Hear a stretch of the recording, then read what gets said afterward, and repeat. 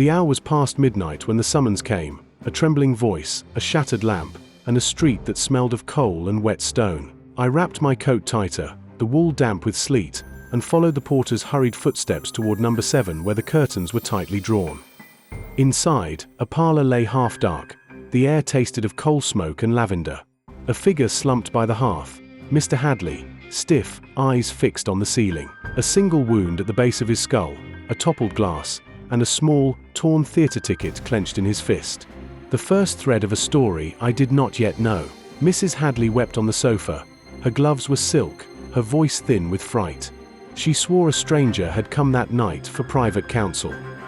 I noted the clock had the incorrect time.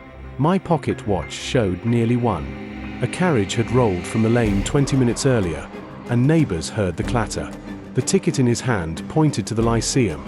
I felt the first itch of a chase. The Lyceum's marquee still held yesterday's soot.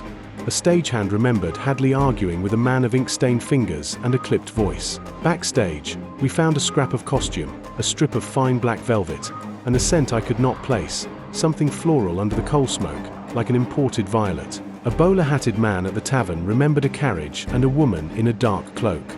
He mumbled of a ledger Hadley kept, and names that glowed like coals under ash. I visited the porter at the boarding house. He produced a scrap of ribbon from Hadley's waistcoat, which had a lavender-dyed thread, a rare foreign dye, likely from the East End mercers. A laundress recalled a parcel delivered for Hadley, no sender, and a parcel label with ciphered initials. The cipher smelled of ink and theatre perfume. Outside, someone had scribbled a shorthand address on the lamppost, Mariners Lane. The glove in Hadley's pocket bore traces of carriage leather. The knight had folded a map for me, and I lit it with a match. Mariners Lane smelled of fish and coal. At the lane's end, a small clockmaker's shop blinked its brass timepieces like eyes in the dark. Inside, rows of clocks ticked with soft menace. The watchmaker, an angular man with oil-stained fingers, admitted he repaired a sailor's pocket watch for Hadley the day before. The watch was engraved with initials I recognized from Hadley's ledger, A.L. But inside the casing, a hidden compartment held a folded letter smelling faintly of lavender and coal smoke. The letter contained a threat: pay the sum, or secrets go to the printers. The inked hand finished with an address, Ashbury Square. A name sat heavy on my tongue like bad tobacco. As I left, a shadow detached itself from the lane and watched me with patient interest. A woman's silhouette, cloak wrapped tight. I felt a thread tighten around my ankle. I threaded Ashbury Square into the night's weave. If Hadley's ledger named men who feared exposure, then someone wealthy had motive to hush a voice. The square waited like a held breath. Ashbury's butler let me in with a look that was more apology than permission. The house hummed with muffled music and the clink of crystal. Lord Ashbury himself received me, a tall man in evening dress, powdered hair slightly displaced, an expensive scent that tried to cover something fouler beneath. He denied knowing Hadley, yet a servant slipped and mentioned a private meeting in the morning room, a raised voice, then the hush of coins. Contradictions bloom like stains.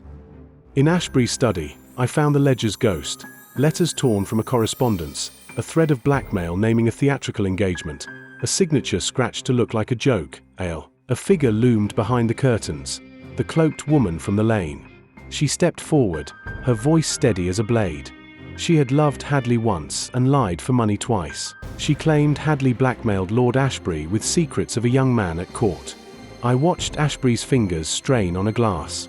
The evening air tasted of copper and calculation. The clues braided themselves into a single rope. The maid's small confession, a ledger entry, and Hadley's torn ticket.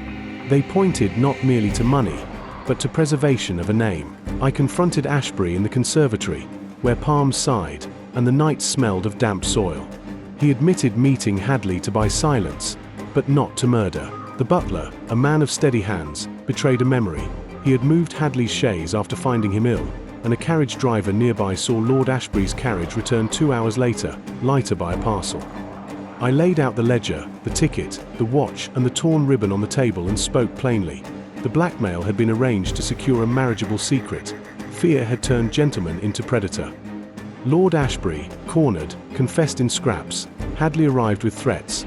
Tempers flared. A blow intended to frighten went too far. He had laid out a ransom note, staged a burglary, panicked at the life he had broken. The constables took him at dawn. I watched him leave under grey light, his carriage clopping on cobbles that still smelled of last night's rain. Justice had come, imperfect and slow. Yet the lane kept its secrets. Please like and subscribe.